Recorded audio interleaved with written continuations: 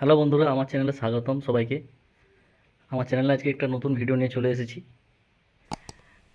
First time বলছি, সেজন্য আটকে আটকে যাচ্ছে, কিছু মনে করবেন না বন্ধুরা। আমার ফার্মে মাশরুম হওয়া অনেক কমে গেছে। এটা দ্বিতীয় রাউন্ডে মাশরুম বেরোচ্ছে, তো এই জন্য কমে গেছে, এরপর আরও কমে যাবে।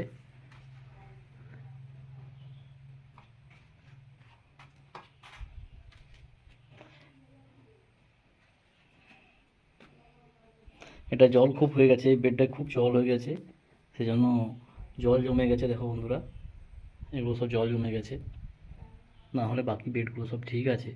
কিছু কিছু বেডে জল জমে গেছে।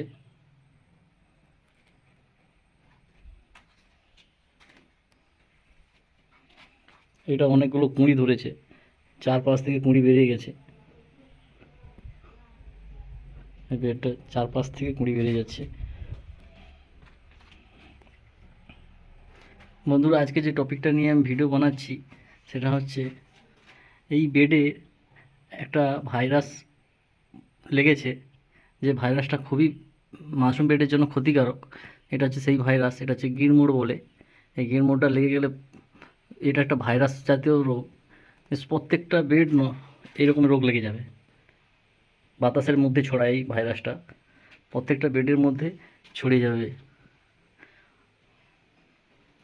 এই ছড়িয়ে গেলে পুরো বেড কালো হয়ে যাবে, আর মাশরুম বেরোবে না, প্রবলেম হবে। এটা খুবই একটা মারাত্মক রোগ, যেটাকে বলে গিরমোড়। দেখছো বন্ধুরা, সবুজ হয়ে গেছে।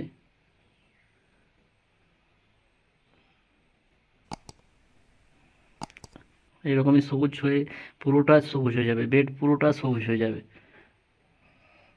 এমনি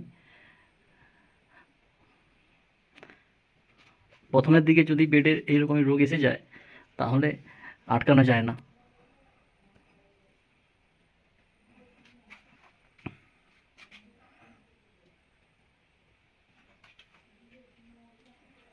আর কোনো বেডগুলো এখনো পর্যন্ত গিরমোড় লাগেনি।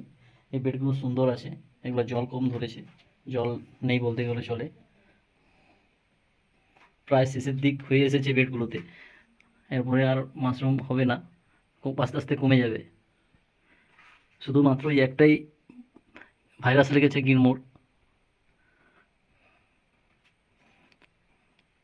আগে চাষ করেছিলাম এরকম, গিরমোড় একটু লেগেছিল, তারপর পুরো বেড, যতগুলো বেড সবগুলোই ফেলে দিতে হয়েছে।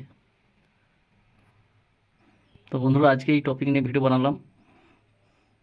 এই গিরমোড় কীভাবে সারানো যায় বন্ধুরা, যারা জানো একটু প্লিজ বলবেন, কারণ আমি তো এর উপায় দেখছি না, কী করে ঠিক করা যায়।